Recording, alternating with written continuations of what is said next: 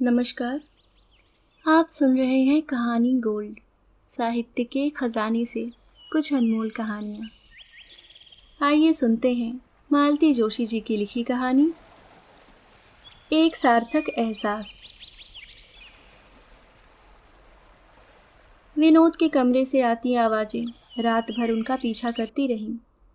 यूं तो उनके और विनोद के कमरों के बीच में बच्चों का कमरा भी है, फिर भी रात के सन्नाटे को चीरती वे आवाज़ें उन तक पहुँच ही जाती हैं। बुढ़ापे की नींद वैसे ही कच्ची होती है, जरा से में उचट जाती है। फिर मुश्किल यह है कि ठीक से कुछ सुनाई भी नहीं देता। बस यही समझ पाते हैं कि आज बहू बेटे में फिर से ठन गई है। आजकल यह अक्सर होने लगा है। ऐसे मौक़ों पर उनकी नींद एकदम उड़ जाती है। वे बेटे बहू के एकांत में खलल नहीं डालना चाहते, पर जो कानों पर पड़ रहा है उसे कैसे नकार दें। कई बार मन हुआ कि बेटे को अकेले में पूछ लें, भाई क्या परेशानी है, तुम लोग इतने उखड़े उखड़े क्यों रहते हो। पर हिम्मत ही नहीं पड़ती। डर लगता है कि बेटा कहीं यह न समझ ले कि वे दरवाजे से कान लगाए रहते हैं। वे तो फिर संकोच के मारे बाथरूम तक नहीं जाते। कहीं दोनों यह न समझें कि वे टोह ले रहे हैं। बेचैनी में बस करवटें बदलते रहते हैं। तब उन्हें अपनी उम्र पर बहुत खीज होने लगती है।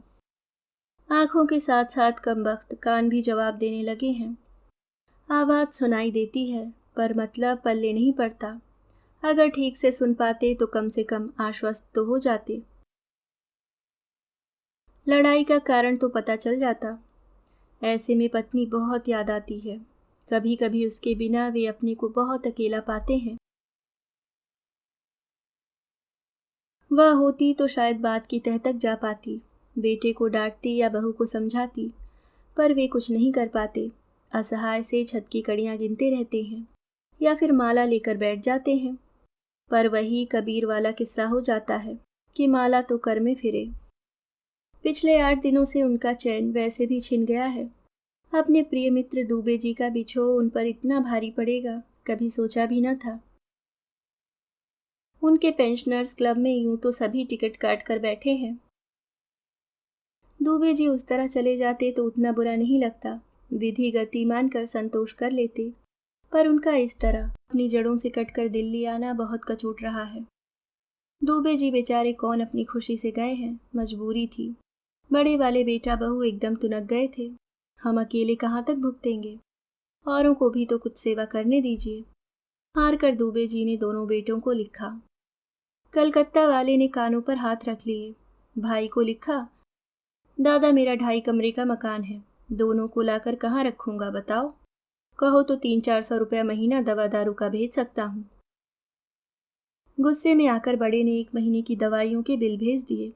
अकेली श्रीमती दुबे की ही 800-900 की दवाइयाँ आती थीं। गठिया की मरीज थी। दमा अलग था।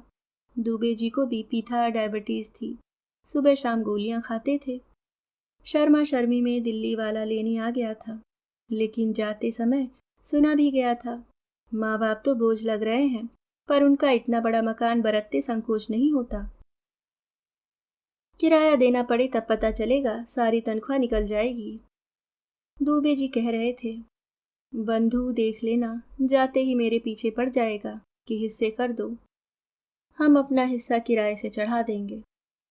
बाबूजी ने कहा था, दुबे जी आप बेकार जा रहे हैं, इतना बड़ा घर है, आप यहीं अलग रह लेते, पेंशन में आराम से गुजारा हो जाता। वे बोले, नहीं यार, एक घर में 2 चूल्हे अच्छे नहीं लगते, फिर मैं अलग गृहस्थी बसाऊं भी तो किसके भरोसे। आपकी भाभी से तो 1 बाल्टी भी नहीं उठती, बस अपना काम खुद कर लेती हैं, यही गनीमत है। और भैया देखो, कल को हाथ पैरों से लाचार हो गए तो इन्हीं लोगों के पास आना है, फिर नाक कटाने से फायदा। अभी मजले को थोड़ी सद्बुद्धि आ गई है तो लाभ उठा लूं।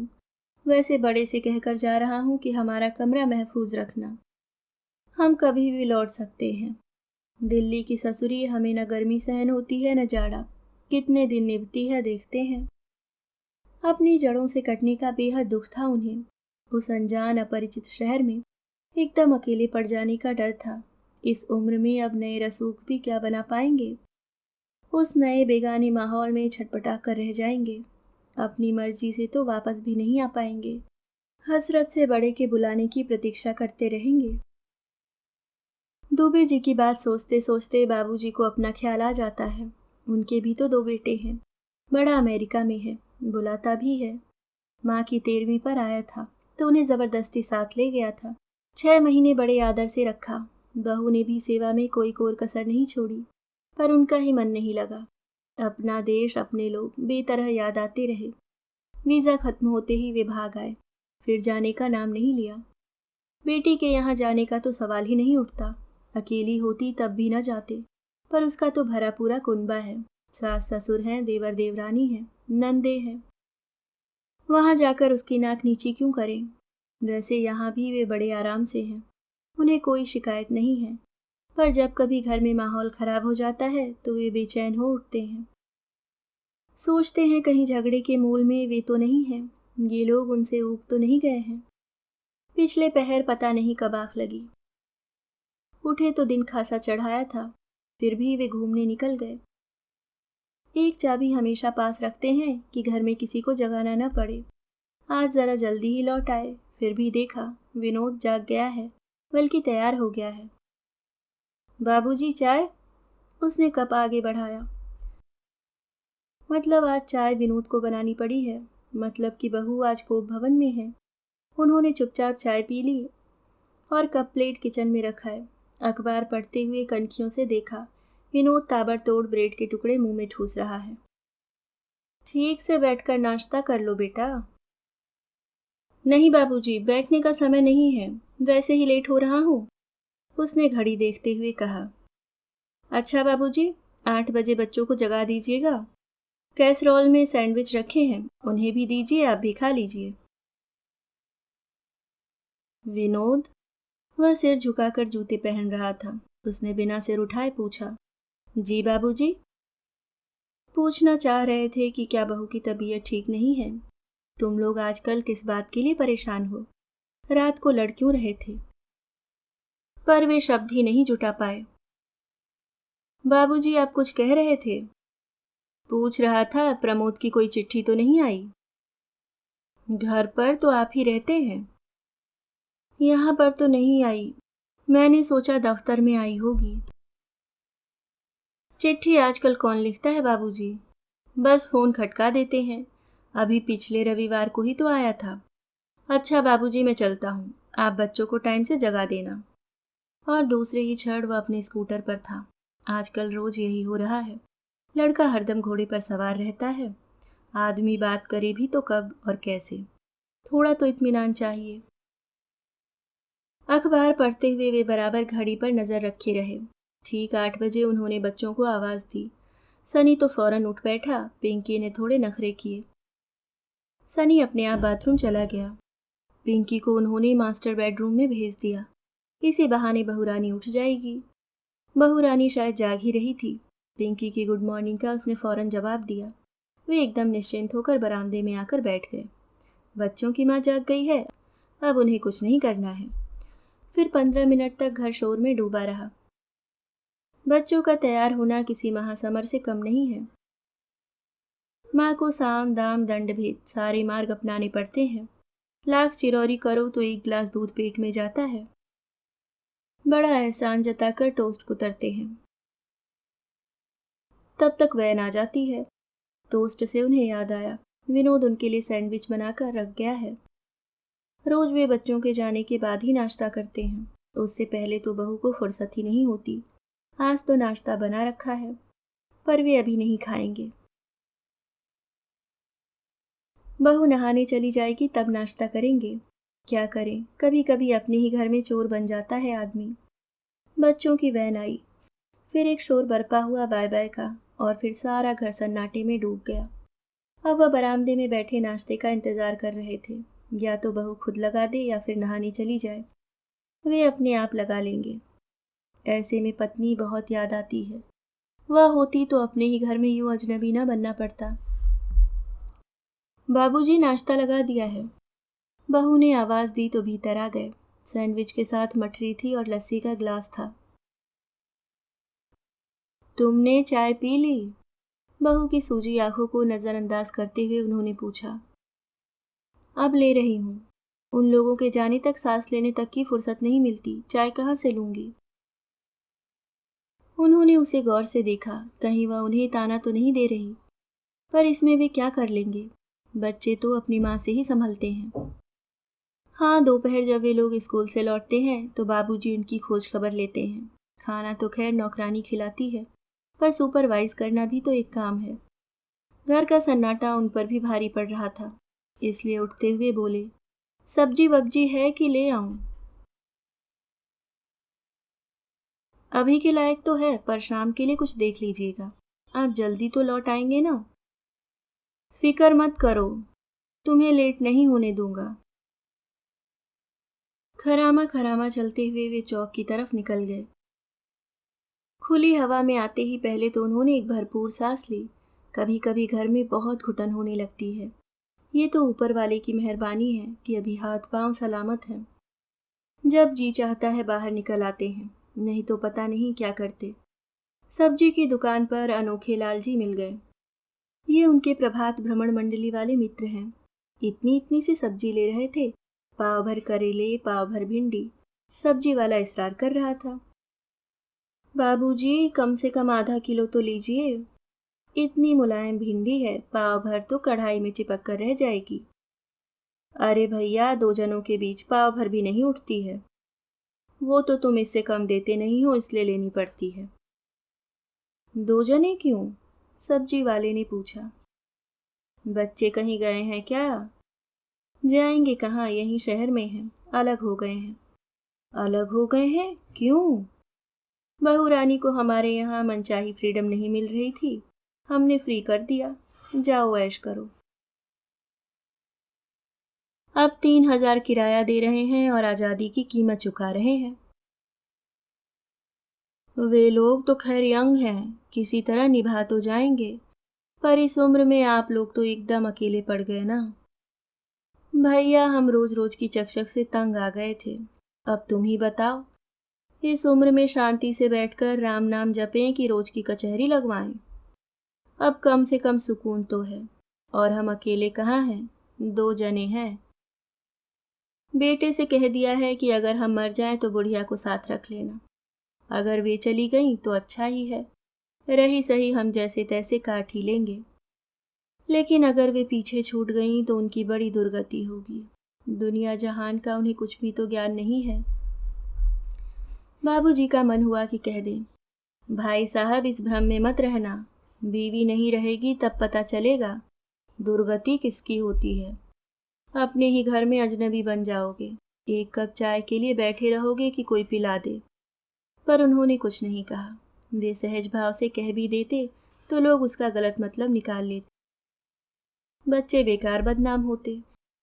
वैसे लोगों की भी क्या गलती है, आसपास यही सब तो हो रहा है। यह तो ईश्वर की कृपा है कि उनके दोनों बेटे विनम्र, आज्ञाकारी और सुशील हैं। दोनों बहुएं भी शालीन, संस्कारी और सेवाभावी हैं। दोनों उनके खान पान का पूरा ध्यान रखती हैं। कभी शिकायत का मौका नहीं दिया। जमाने की तुलना में अदब कायदे से रहती हैं। सिर तो आजकल शायद ही कोई ढकता हो, पर उनकी अमेरिकावासी बहू ने भी उनके सामने कभी जीन्स या स्कर्ट ब्लाउज नहीं पहना। हालांकि वे जानते हैं कि यदा कदा वह वैसी पोशाक पहनती है। बच्चों के बच्चे भी उनका आदर करते हैं, स्नेह करते हैं। इससे ज्यादा किसी को क्या चाहिए।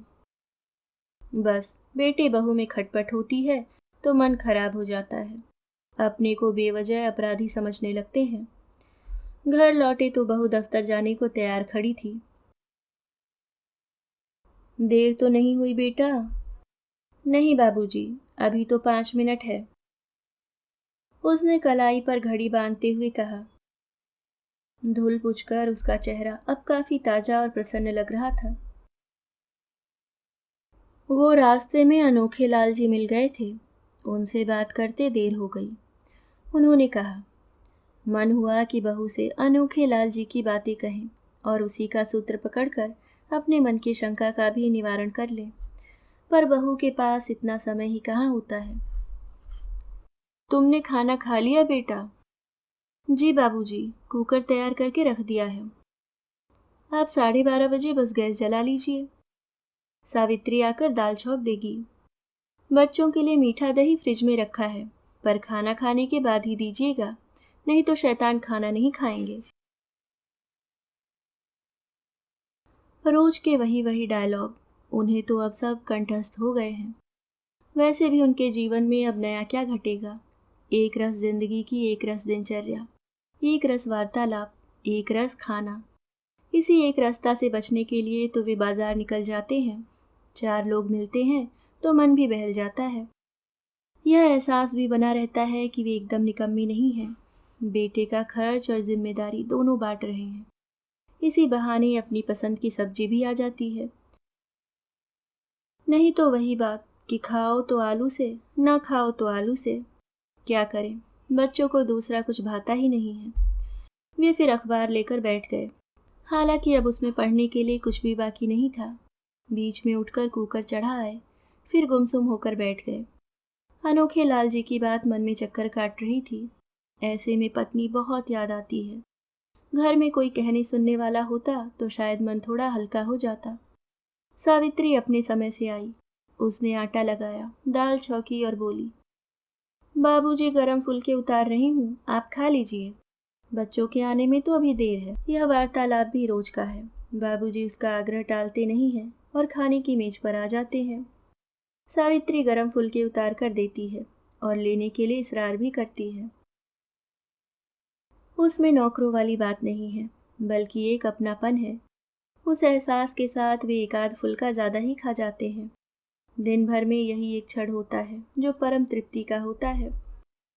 यूं तो बहू भी प्रेम से ही परोसती है, पर न जाने क्यों एक संकोच बना ही रहता है। खाना खाकर उन्होंने एक झपकी ले ली। ये भी रोज का ही नियम है। इसी वक्त घर में थोड़ी शांति रहती है।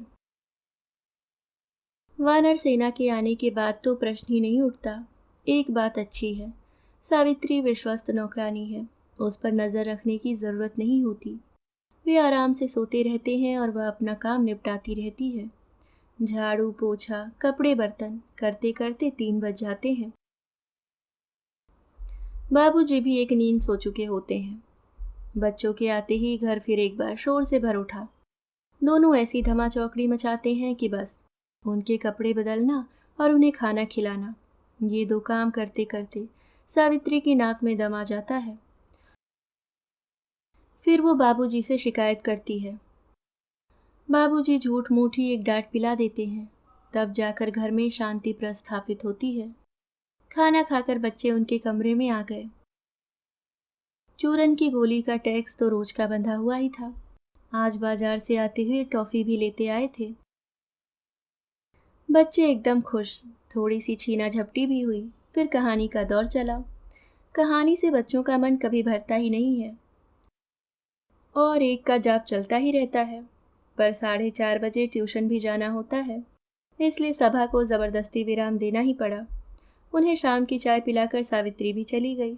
घर एक बार फिर सन्नाटे में डूब गया। उनका मन बाहर जाने को व्याकुल हो उठा, पर बहू के लौटने तक तो रुकना ही था। वे तैयार होकर प्रतीक्षा करने लगे। 5:30 बजने को ही थे कि दरवाजे की घंटी बजी। उन्हें लगा बहू रानी शायद आज जल्दी आ गई है, पर दरवाजा खोलकर देखा, पड़ोस की अवस्थी की माँ थी। उन्हें देखते ही बाबूजी परेशान हो उठे। अजीब है, यह महिला भी हमेशा बहू की अनुपस्थिति में आती है और उसके आते ही उठकर चल देती है। बहू के सामने उन्हें नाहक शर्मिंदा होना पड़ता है और आने के लिए बहाना भी ऐसा लचर ढूंढती है। लिफाफे पर पता लिखवाना होता है। अरे जब तुम इतनी बड़ी चिट्ठी लिख सकती हो तो पता लिखने में क्या हर्ज है। पोस्टमैन तो कैसे भी अक्षर बाज लेते हैं। कहो लाला, कैसे हो? आगंतुका ने स्वागत की प्रतीक्षा नहीं की और खुद ही भीतर चली आई। मैं ठीक हूँ भाभी, आप कैसी हैं? हम भी ठीक ही हैं लाला। अब इस उम्र में क्या ठीक और क्या ना ठीक। कहिए, आपकी क्या सेवा कर सकता हूँ? वही बिट्टू का पता लिखवाना था।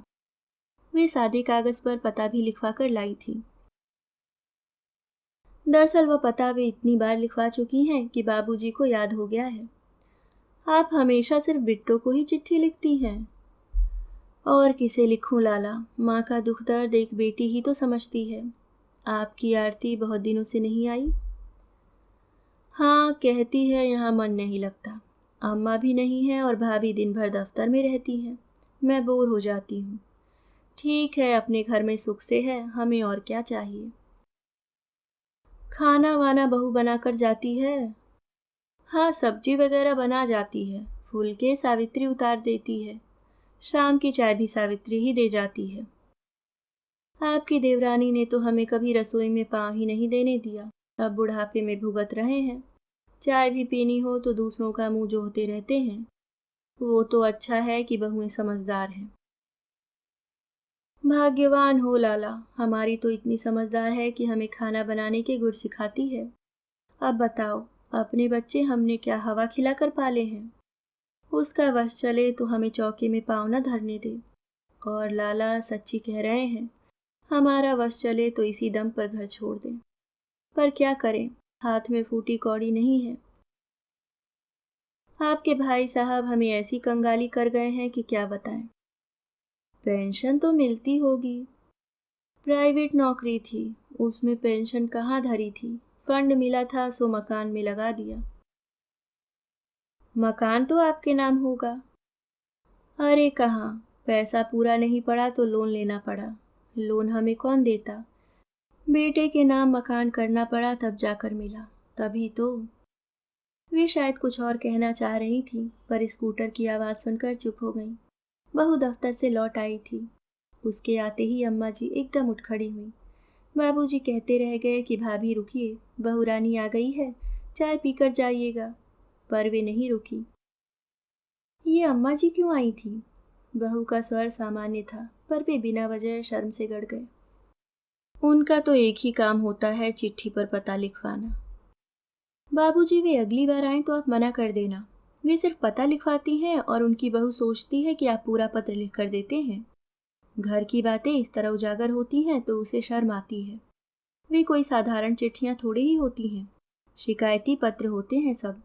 फिर बेटी भाई को फोन पर डांटती है, भाई पत्नी पर विफरता है।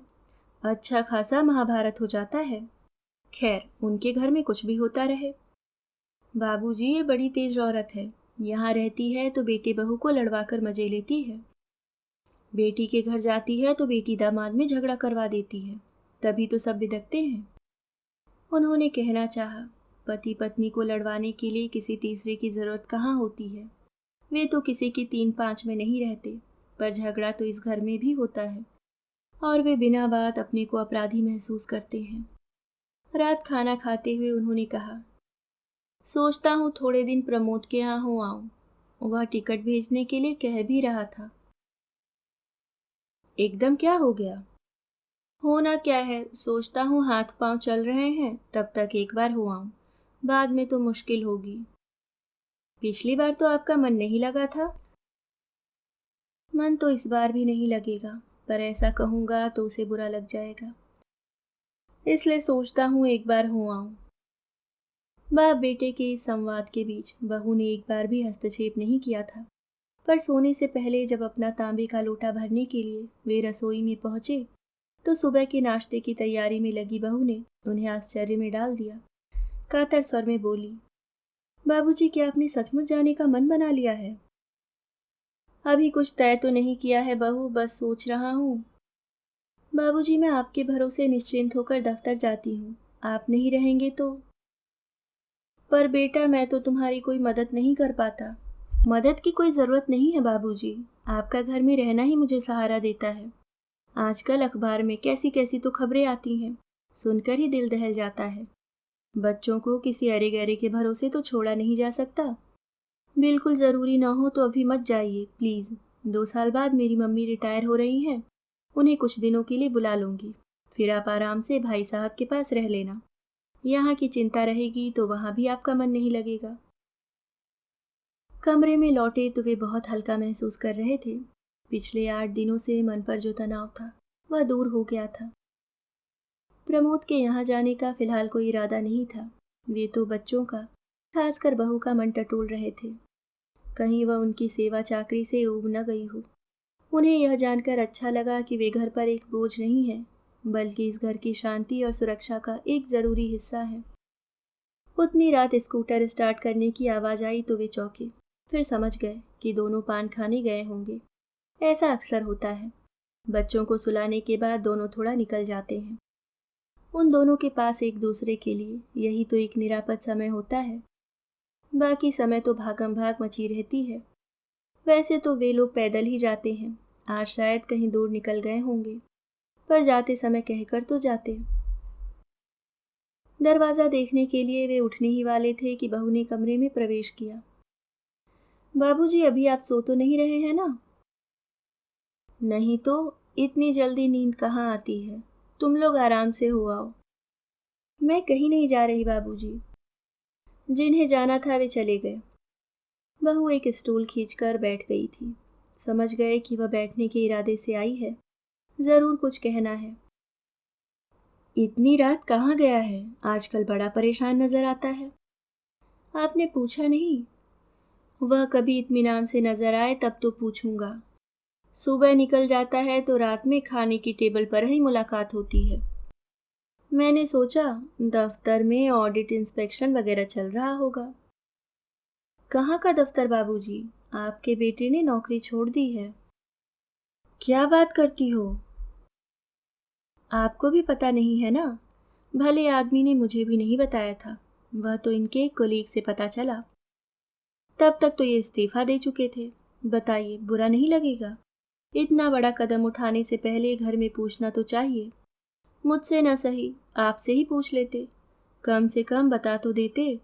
हम लोगों का क्या इतना भी अधिकार नहीं है? कहते कहते बहू का गला भर आया था। उसे स्वस्थ होने में थोड़ा समय लगा। वे प्रतीक्षा करते रहे। फिर पूछा, इतनी बड़ी नौकरी पर लात मार दी तो कुछ सोचकर ही मारी होगी। अब क्या करने का इरादा है? बिजनेस करेंगे, बहू ने रुआसी आवाज में कहा। बिजनेस? बिजनेस क्या खाली हाथ होता है? उसके लिए पूंजी चाहिए। कहते हैं लोन लेंगे। आजकल तो चाहे जितना लोन मिल जाता है। लोन तो मिल जाता है बेटा, पर वो चुकाना भी तो पड़ता है।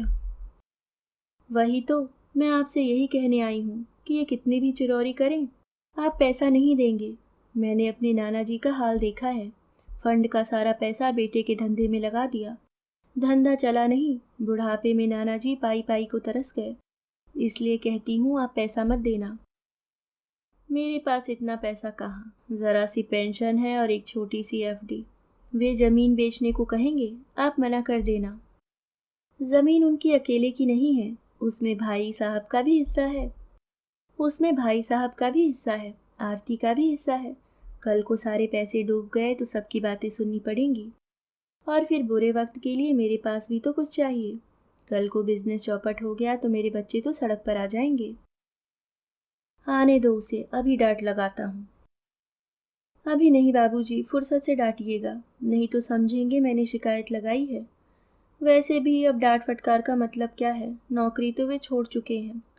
छोड़ने से पहले एक बार मुझे पता भर चल जाता, मैं सत्याग्रह कर देती।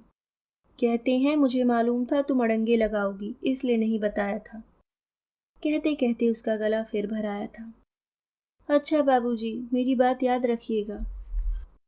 और वह धीरे से उठकर चली गई। उन्हें लगा अब यह एक और चिंता सिर पर आ गई है। वैसे ही तो रातों की नींद उड़ गई है। अब यह नया किस्सा घून की तरह दिमाग को चाटेगा। पर आश्चर्य, रात उन्हें खूब अच्छी नींद आई।